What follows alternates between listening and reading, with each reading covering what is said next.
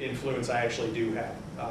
You know, I laughed at, I think it was one of the questions you had asked about how do you take your prestige or your celebrity status and give back, and I'm like, okay, I'm an assistant coach at Grand Valley State, what do I have as celebrity status?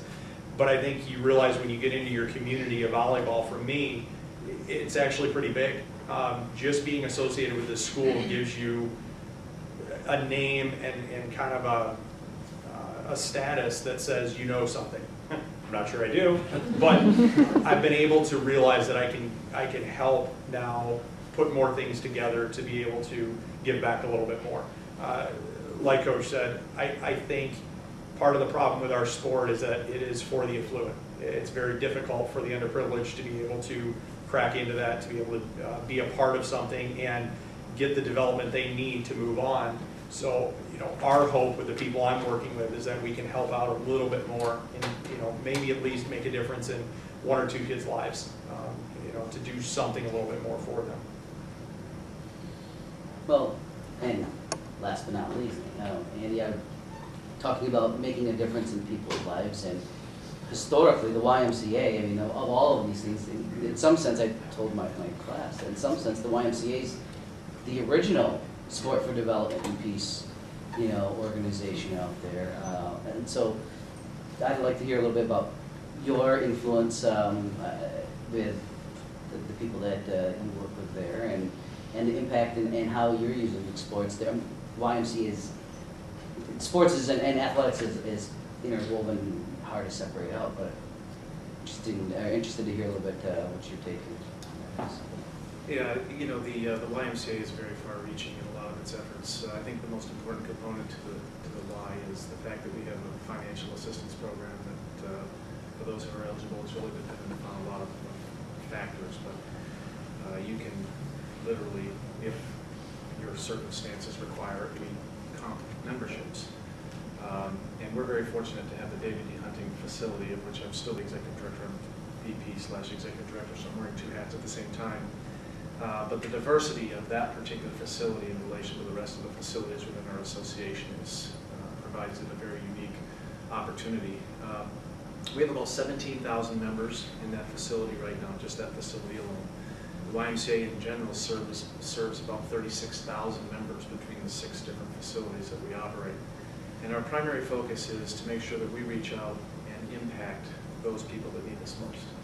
And while we have many people that can come in and pay the full rate for the membership, we have that financial opportunity that is well utilized within this community.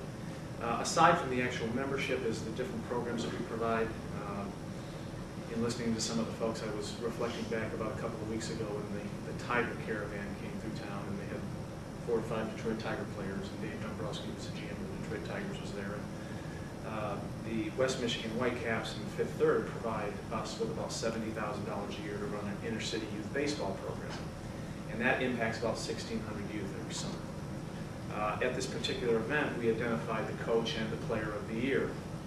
And when we introduced those folks, it had nothing to do with their ability. It had everything to do with how gracious was this coach, how patient was this coach, how much impact did he have with these kids. And then the boy came up, and it was, what type of spirit did he have? What kind of a team player was he? How much effort did he put in? What was his overall impact with the rest of the team? Those are all of the requirements that we looked at when we made those types of acknowledgments. So, you know, the YMCA is involved in such things as the inner-city youth baseball program. We do a Give a Glove campaign. Last year alone, we secured 500 baseball gloves for kids that may not have gloves. And you know, talking and hearing these gentlemen talk about the impact of football, I'm a baseball guy, and I learned more in my life in the game of baseball. I wasn't very good, so I had no option but to learn other things about baseball. And by the way, I vicariously live for you as well. You know, we also do programs called New Me. New Me is a program that is run by Spectrum Health, and it is for parents of obese children. And they're in a group of like-minded and like-sized children. We go into our facilities and we teach them the aspects of just to move.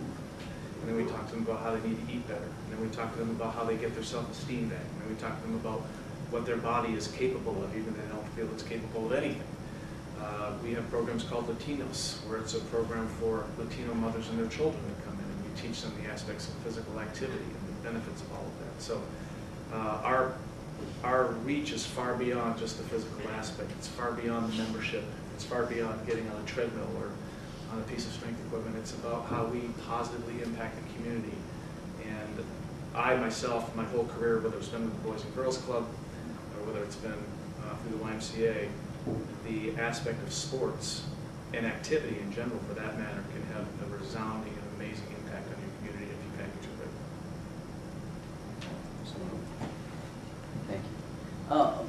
So going back to, all of you actually are doing things to impact and benefit the community via sports. Let me go back and ask for those of you like Chris or Deanne or Carlton and many others of course too, that were athletes themselves and big into sports themselves as youth. Was there a point in time that any of you, and those of you who, any of you could answer, was there a point or something that clicked in that all of a sudden you realized that you could use these sports for something else beyond what you were, just other than just playing football just for football's sake, or just volleyball for just volleyball's sake? Was there something that happened or that triggered you into thinking, hey, I can take this and do something very positive with this? Was there something special? David, can you say something? Well, being, and I don't like to go, I guess this is kind of a reverse answer, because of being a child that was pretty much abused, I used baseball was my outlet. I played all the time. We had a brick wall at the end of our street, and we drew a box on it. Played strikeout with rubber balls, you know, and at the church, you know, we drew a brick or box on the side of the bad wall, you know, the just sort of brick wall, you know, we played it there, you know, and 2 or 3 people and you had a game, one outfielder, a pitcher, and on our street, this one lady used to always take our rubber ball every time we went in her yard when he fouled off, you know. So, but because of my dad, and mainly my dad being such a Marine buck sergeant type, I just used baseball to fight my way into feeling good about myself. I didn't, you know, I didn't really have, that was my outlet, you know, so, and my friends, all of the friends that we kind of got our like neighborhood games together, which you don't see a whole lot of it going on nowadays. Maybe it's starting to come back a little bit, but we used to build each other up in that way, and it didn't hurt nobody. Even the lady, it didn't really hurt her yard, but she still took her ball. You know, you're in my yard, around my grass, you know, type. And I wonder when she moved out how many balls. Cleaned her house out, found more balls. Yeah. Anyway. I could say for me, I played soccer throughout my whole life and through college, and you know, doing community mental health, I've been a case manager. I used to find ways to. I knew that like activity. A lot of people who are mentally ill aren't getting the activity, and it really helps with treatment of mental health, especially depression and schizophrenia. I mean, it just helps with all sorts of illnesses. And I found myself in my, you know, taking my clients for walks or going for jogs with them. And when I was able to see the Homeless Soccer as a website, I was like, oh my gosh, we got to start this program, because just the success rates worldwide for the homeless soccer is phenomenal. And just, you know, after one practice, you can see a change through the clients, and that just kind of keeps you motivated to keep going and going, and helping them out. So. I think for me, I've tried to always pride myself on remaining humble, and so the whole celebrity thing was never a thought, but with playing sports and actually being good, I like to think of Carlton and I, we were more on the gifted end as athletes. It came with influence, and I remember when playing Little League, or we call Rocket League football, when we would get the jerseys, and you would wear your jerseys to school, and you did it throughout junior high and high school too, but you first saw around the age of 8 or 9 the influence you had on others. If a kid wasn't playing, he wanted to play. You see it on a larger scale now when athletes go into the hospitals and talk to different patients and things about the profound impact that has on people, and like she alluded to, mental illnesses, just helping them get through sometimes.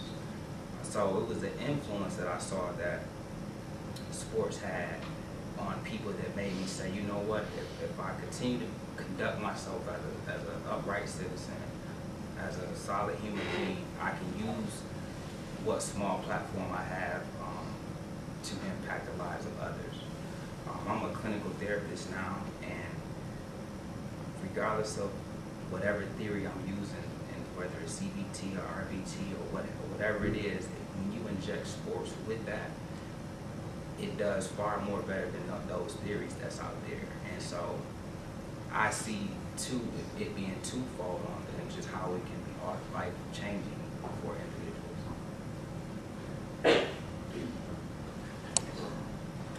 Me, I'm very, very humble. Like, I think I'm too humble just because of the path of my NFL career.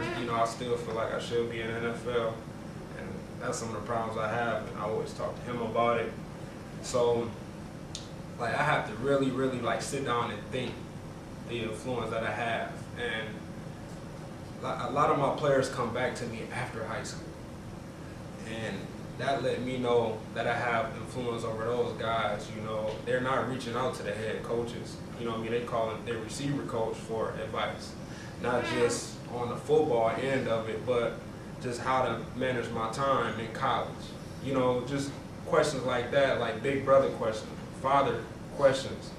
So now that I look back now, it's like my coaching, when I coached high school football the past years, it's more just coaching the X and O's. It's a lot of these kids, I was teaching these kids about just making good decisions, life skills. And last trimester I did a project, and Chris saying he's writing a book about football, and we were all athletes at some point in time in our lives, and every sport, it makes life so much easier when you participate in the sport. You go through so much. I remember those tour days playing college football and playing in the NFL. I'm like, wow, tour days, and a lot of people, stress about different things, but it helps you with discipline. You got to have a work ethic. Adversity, you're gonna face adversity playing sports. You got to persevere, and all of these skills you need for a daily. And that's the biggest thing is. With the word influence, I got a lot of guys that's in college now or who didn't go to college that's calling me today, asking for advice. I think one of the things that is to emphasize, just from maybe more of the coaching aspect, to give an example, in baseball, the lessons that could be learned.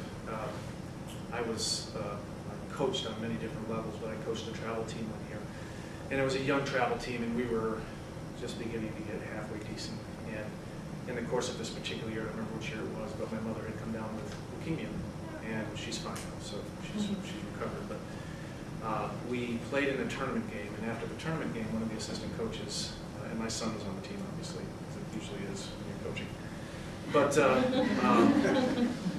the assistant coach had all of the kids sign the baseball, and then Jake, my son, took it to his grandma in the hospital that day, and she was just so happy to have this baseball. Have these kids, hardly legible signatures on the baseball. The baseball was out. There was actually a game ball, which Jake was made sure he made clear to her.